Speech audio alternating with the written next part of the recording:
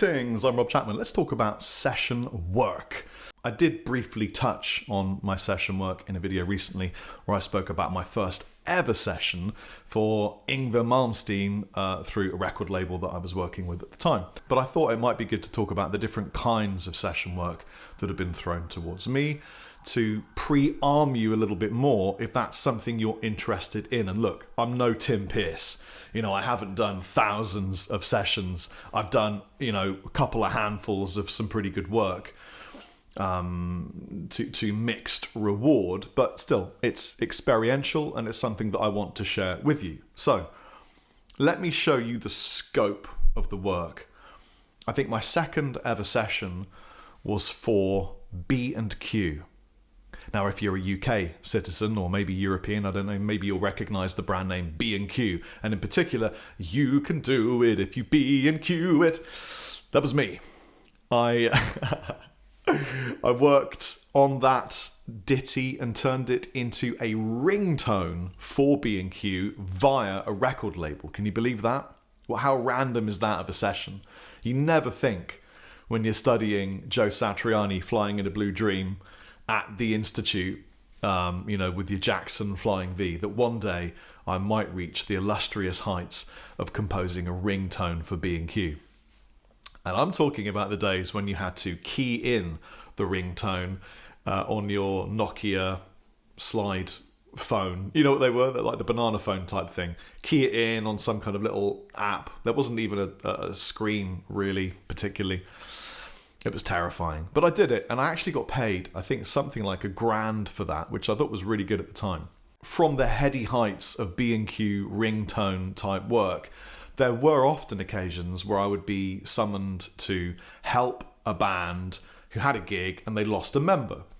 And what was really interesting about this work is, you're thinking, well, you're going to be jumping in and playing guitar next to a singer, or, but no, a lot of it was, our keyboard player is ill, can you play the keyboard parts?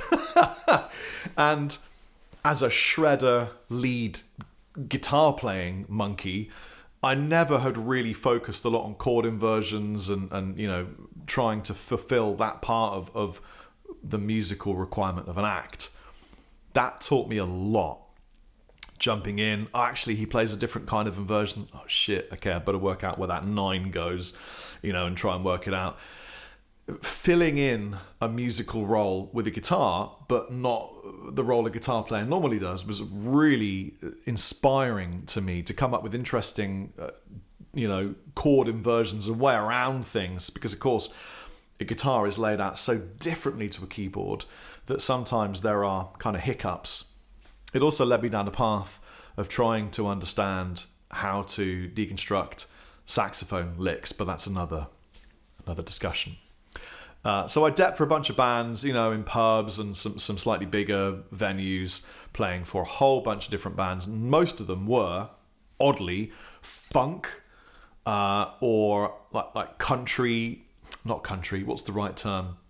Like traditional British music kind of stuff. And then there were occasionally rock bands that needed someone to just jump in on a live thing, and I would be there.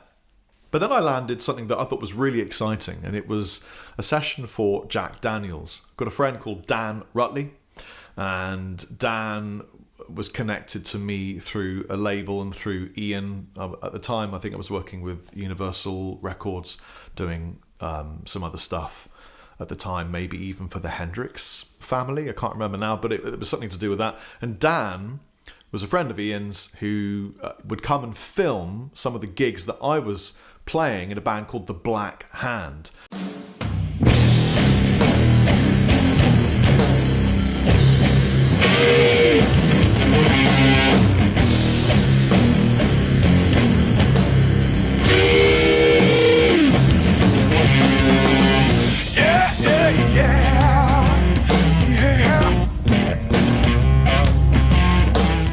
The Black Hand was sort of my second serious band. We were being managed and we were being recorded by some really exciting people. We'd gone to Abbey Road a couple times.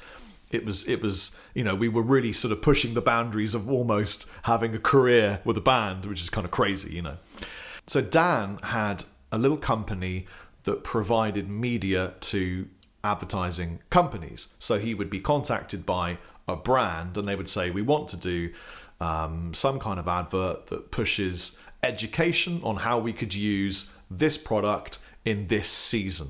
And in this instance, it was Jack Daniel's honey. About 9 years ago, let's make some chicken wings and some ham and some hot toddy and stuff. So Dan contacted me, hey Rob, got a session. It's for Jack Daniel's. And I was like, wow, that's cool. Love me some Jack Daniel's. This is going to be an interesting session. What do they need? Well, they need you to record some Christmas guitar, but they want it to be rocky and bluesy, but they need it to be, and what happened was something that I want to teach you about. A non-musician guitar player trying to explain the sound that he thinks an advertising rep has described to him that he thinks the brand owners have remit to them. And you get this chain of missed information and nuance about what it is that they really want.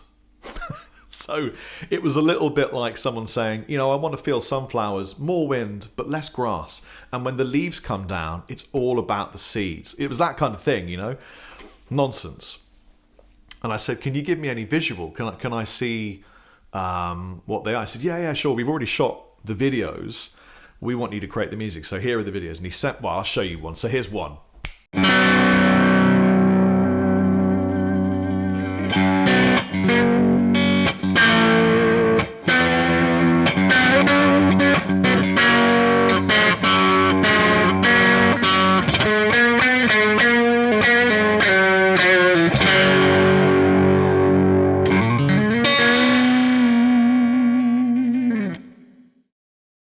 So as you can see, it was like a Christmas, they call it edu ads. So it's like teaching that you can do a thing with a product.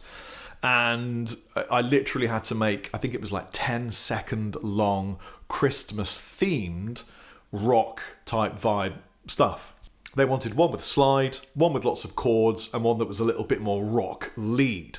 And so I took all these videos and I jammed over while watching the video, trying to sync any particular visual parts to the audio. I was using a Chapman ML3 and this, a Victory RD1, which is one of the best amps ever made on the entire planet, and nothing else. Just that was it. Mic it up. I think I used an SM7B straight into some kind of mic pre at the time, whack it into Logic. I think I put a tiny amount of verb on it, but nothing really, just quite a loud amplifier, and backed the microphone off to give it some air, which is something that Eddie Kramer taught me about.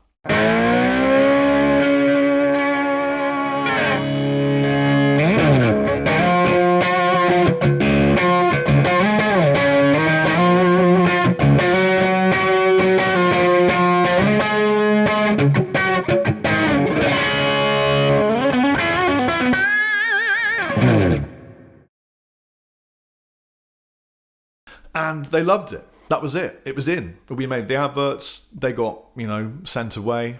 And again, I had forgotten to ask for any money. It wasn't something that I'd even considered. I never got a single bottle of Jack Daniel's. So if Jack is watching this, come on, help your boy out. I did this cool Christmas adverts for you. You should at least give me something Daniel-y and tasty for my for Christmas coming up, which it is steadily. But the experience was brilliant because I was playing isolated guitar, no drums, no bass, super minimal, and I needed to convey the Christmas tune, but rockify it a little bit, add licks around it, make it feel like it comes from the rock blues genre, but carry that Christmas message. That was quite hard. I found that difficult because when I write music, normally it just comes through me, and in this instance, I couldn't do that. I needed to be guided by what they wanted. I enjoyed the experience through what I learned, but didn't enjoy the experience of trying to decode the marketing spiel. The session world has varied. I think that the problem with the session world nowadays is that there are a very small handful of people that do the majority of the session world. People like Phil X Tim Pierce. These guys get the majority of the work because they're super, super good at being very flexible about what they do. They can probably play everything and they're set up to do it in a heartbeat. I'm not. I mean, if you want to hire me to do a session, I'm there for you, baby. But it'll take me time to work out how to effect and get what you need back to you. Take homes are, as much as possible, try to work on understanding what somebody wants when they use flowery language. And the way you do that is you ask them lots and lots of questions. Even when they've given you the concept, the brief, keep asking them questions until you really are certain that you've got what you need from them so that you don't waste your time. Because the worst thing would be, on a project that gets you maybe $1,000, that you send the music through and then they're like, nah, this isn't really what we're after, even if it's a draft, because it still takes you time. So ask lots and lots of questions and really get down to the feeling that they want to achieve from the work. It's useful to watch advertising because a lot of these creative advertisers are trying to rehash or reimagine something that already exists. So when I got the Jack Daniels job, I went and watched a bunch of Jack Daniels adverts. It's the best thing you can do is research the market that you're getting into because that's where they're coming from. Anyway, hope that was super helpful for you. Take it easy. Chappers out.